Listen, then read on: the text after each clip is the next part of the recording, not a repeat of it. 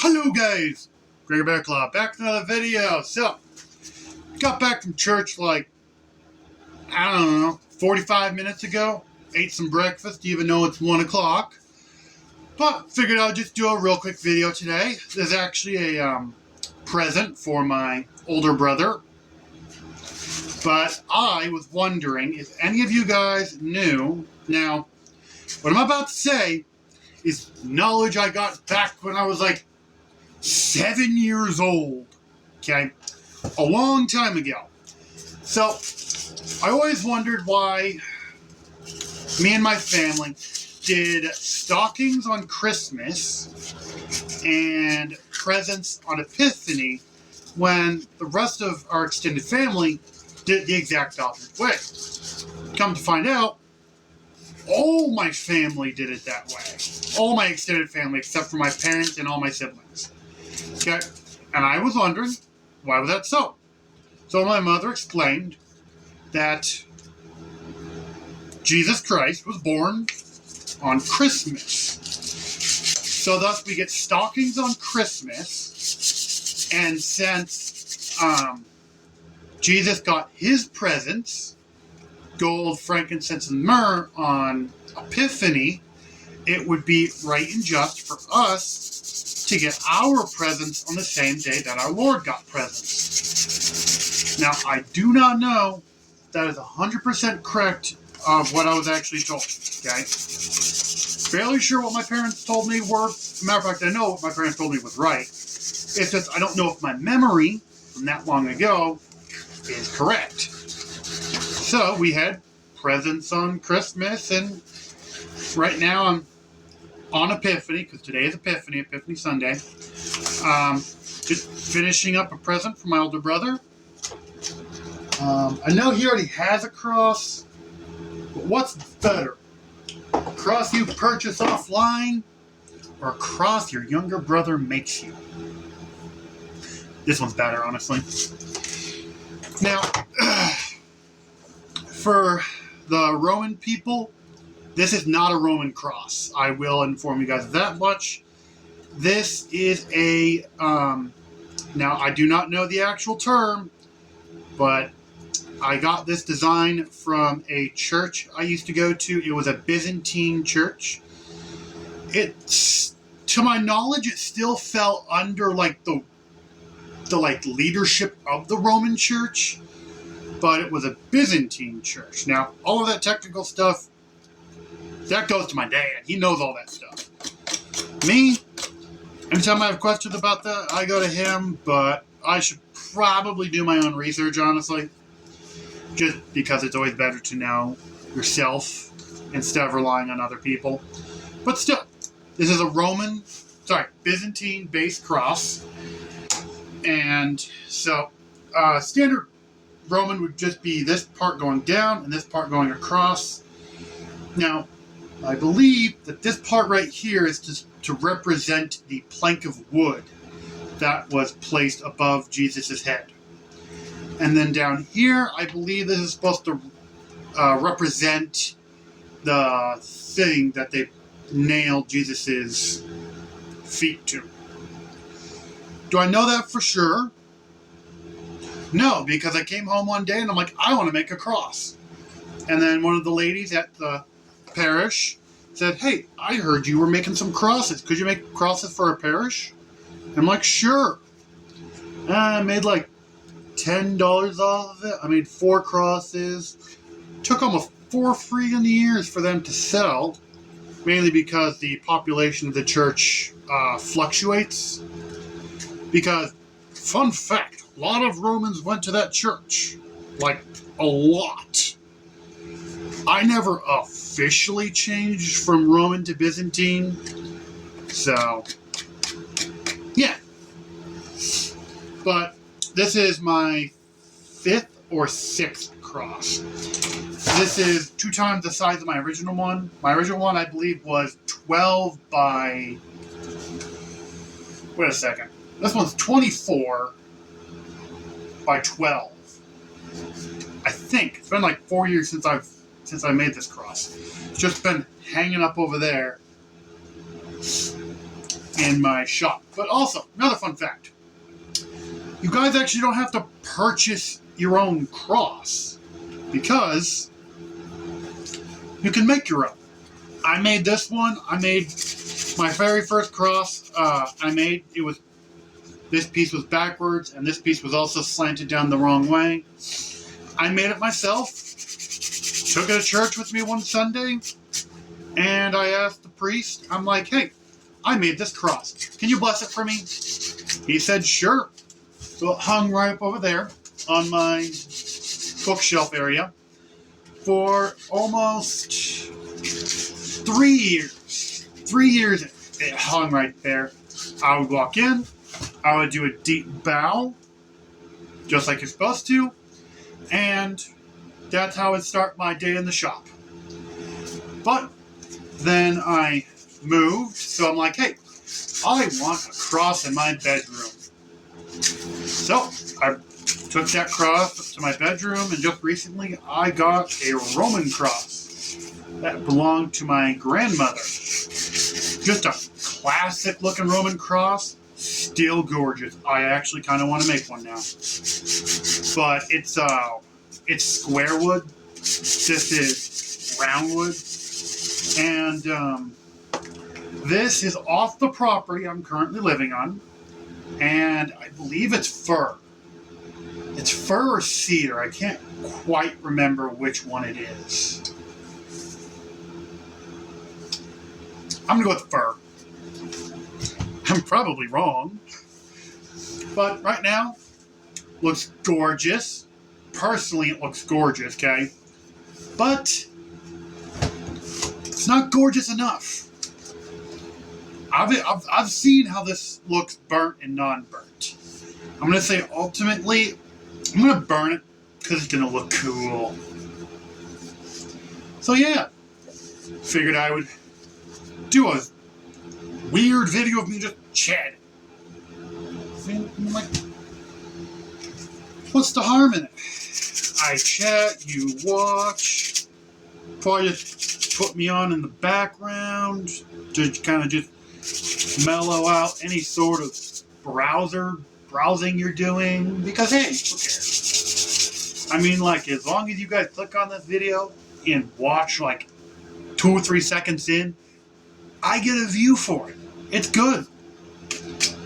Doesn't really matter if you like it or not, but hey, I would love it if you guys liked it. It would honestly mean the world to me. But yeah, I need to make a tool to chamfer. Basically just round off these edges. I could use my massive skill router table and router machine I got. It. It's been sitting on my table. I haven't used it once, but did realize something. I hand cut, and then see, I did all of that by hand. Now, this is probably, this is the best fitting cross I currently have. But it could be better. But I don't care, because I love it. It's glorious. Where is my scratchy thing? I'll use this. Now, another fun fact for you people, for you woodworking people, is when you're sanding, the grit gets to a point to where it's just, you're wasting your time trying to sand certain areas. And I actually watched a full video about this, talking about when you use a fine grit like this, I need a harder grit. Where's a harder grit? Not much of a harder grit, but I just need to take off some weird standing stuff. But the lighter and lighter grit you go, just going to take that sawdust and go into the cracks and stuff. And ultimately, it's not that big of a deal, but it could be a problem if you're going for perfection. I never go for perfection. But I should probably burn this now. Turn off my heater. Ugh. There we go. All right.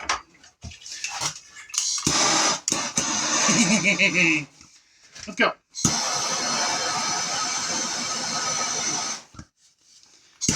Not going to try to go too hard of a burn,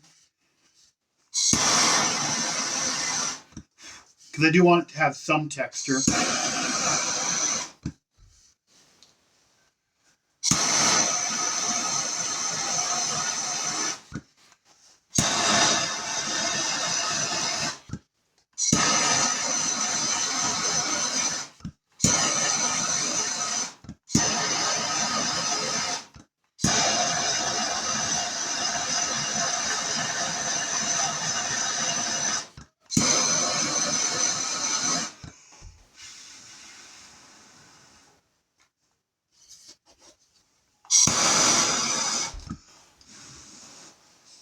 Try not to char it too much, because then the wood cracks and the integrity decreases, and I kind of don't want that.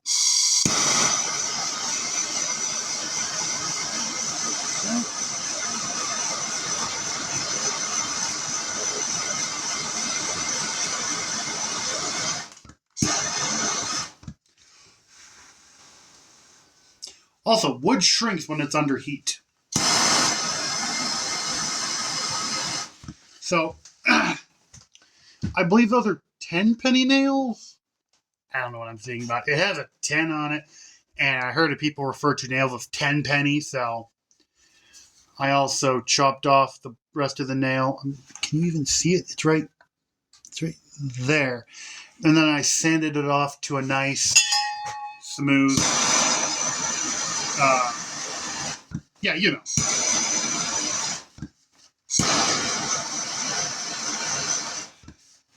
Wood burns very easily, so I'm trying to go a very light burn. I need to find either the green and the scratchy pad. It's like washing dishes, but it works fantastic for removing all of the carbon that you don't want.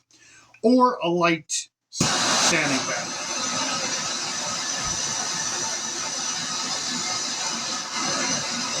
I'm not going to do that in camera.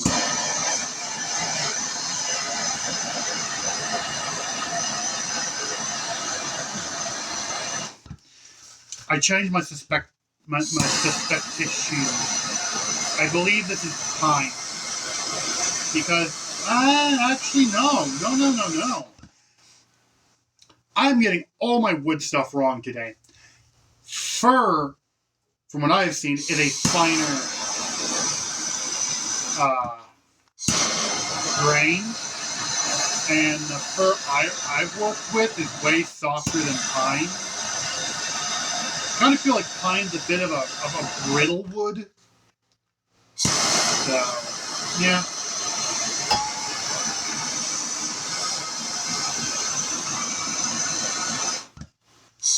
And it has a more coarse grain, in my opinion. Now, I don't know all of the kinds of pine, because there's pine trees, pokey needles. That's all I know. I know there's like 100 different kinds. My grandpa, the psycho he is, can look at a pine tree and say, hey, that's a pine tree of yada, yada, yada, yada species, of this species, of that branch, of that cousin, of such and such. It's like, the tree looks like a pine. That one looks like a fir. That one looks like it's a cedar. I don't know. So if anyone puts pea pine, ponderosa pine in front of me, I'll be able to tell what it is. It's horrible and fantastic at the same time.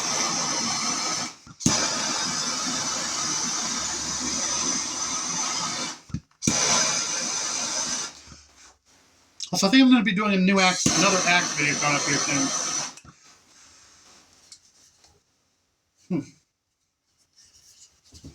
Okay, let's burn this final part.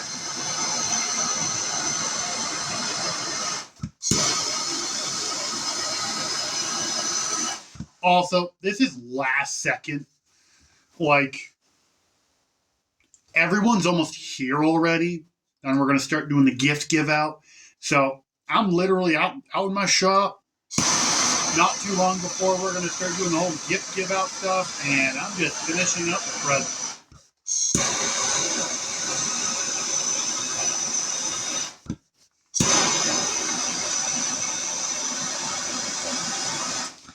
Mainly because up until today, I forgot about my older brother. I mean, like, I got nothing for him for Epiphany.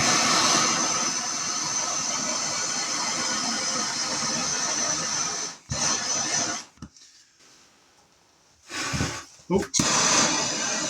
Okay. Oh. Look out that.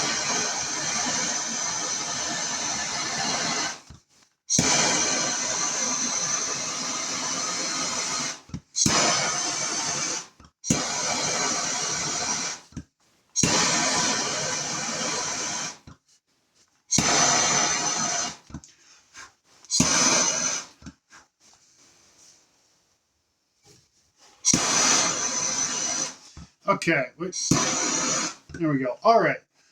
Gonna pause you guys real quickly while I go find something to clean off all of the excess burn stuff. So give me just a minute and we'll be back. Wait, can I pause you? Well, knowing my sister, my older sister, she helped me clean up my shop a couple weeks back, and I think she threw it all away. So I was able to find this small scrap piece. You can get this at a dollar store or grocery store. It's just coarse enough to take off like rust and stuff, while also being soft enough to not mess up any of your wood grain stuff. And I've actually used this a bunch for cleaning up all sorts of woodworking stuff. It also works for even if you don't burn your tools, gifts, just general woodworking stuff. It works for cleaning up any sort of excess stuff you just don't want on there. So yeah. All right, we're almost done with this, and then wrap up the video, let you guys go. Ow! I think I got a sliver.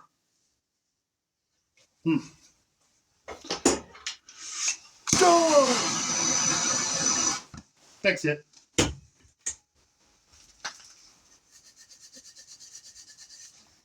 Yep, got it. All right.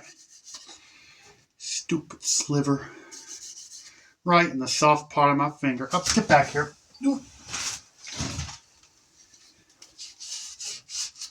Okay.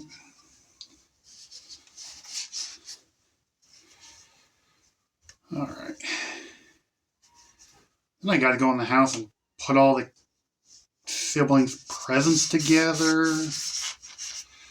They're strewn about my room all over the place. All right, let's clean it up. Now this rag does have some beeswax remnant on here, so it will like prepare this wood a little bit by kind of just being a little bit moist and pulling off any excess stuff. But yeah, all right. Where'd you go? Ah, there we go.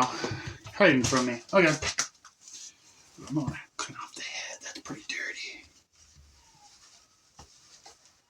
All right. Just like last time, we're gonna get a bunch on there. Probably way too much for this, but hey, it's never way too much. And I probably should have said this earlier on in the video. This cross is not blessed. I was going to have it blessed ages ago, but I honestly just forgot. So I'm not, damaging a blessed item or anything. I'm just finishing up a gift. And then my older brother, whenever he decides to, next week or something, take it to a priest and have Father bless it for him. That would be fantastic. Gonna definitely tell him to do that because never hurts having more than just one cross. And take this. Finish wiping it. This is a rag full of the stuff, and it will help evenly spread everything out. My hand's not, going to evenly spread everything out. I should probably get the top. There we go. And then these edges. That way it doesn't crack.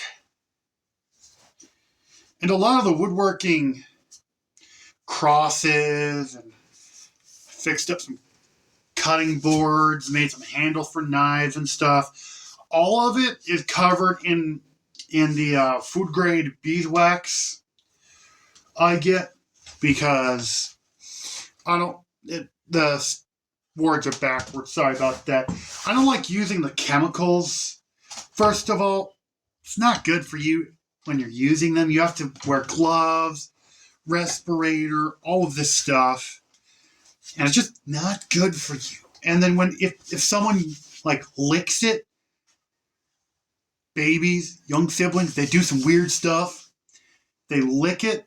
Well, then that bad toxic stuff, because it's still toxic after it's dried, can hurt people and children and babies and stuff, and probably their immune systems and stuff are too young and they can't handle it. So just use beeswax stuff, beeswax, food grade. Hilarious if it said non-GMO and organic. That would be the pinnacle of hilariousness. But this is the Howard brand butcher's block. It's literally, you take this, it's for butcher blocks. Just take it on your butcher block, screw, go, and walk away. Because guess what? This absorbs into it, and then your butcher block is mostly waterproof. And it's food grade. Also, this has been a project of mine. I've been thinking about it for quite some time. Oh, that's mold. Huh. That's what happens when you take a wet tree, then dry it out, and it's in a moist area for a long time. It's kind of moldy. But this right here is, I believe it's 4 feet. Around 4 feet high. Wait. Might be 5. I don't know. But I'm going to make this one, or I'm going to make this 5.5. You guys are at a downwards angle, so where am I on this? Huh. He's only that much more taller than me. Honestly, I don't even know my actual height. I know I'm tall-ish. But I want to make this into a gigantic cross and plant it outside. Waterproof it, everything. On the top of our hill, and then just have a massive cross. Because if you can make it, why not? Alright, so that's going to be the end of today's video. Whoa, maybe. I don't know. I have noticed that you guys are actually liking my just random videos of of Skyrim and New World on my gaming channel. And guys aren't supposed to be liking it that much. You're supposed to be watching my main stuff. Like Horizon Zero Dawn, Tomb Raider, Titanfall. Currently, Windows broke Titanfall. I'm still waiting on an update for that. Ooh, that's a nice cross. Still waiting on that update to put that file back in so I can play and finish up the Titanfall playthrough.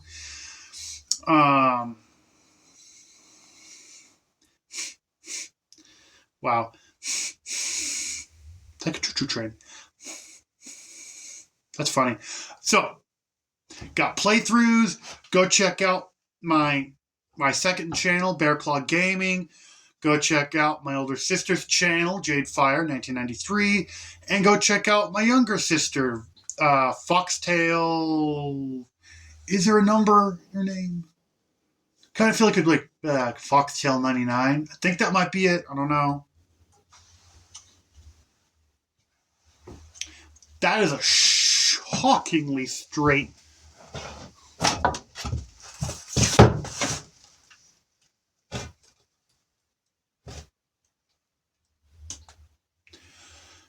Just found the cross I'm going to make. Just found that piece of wood. Make my cross out of.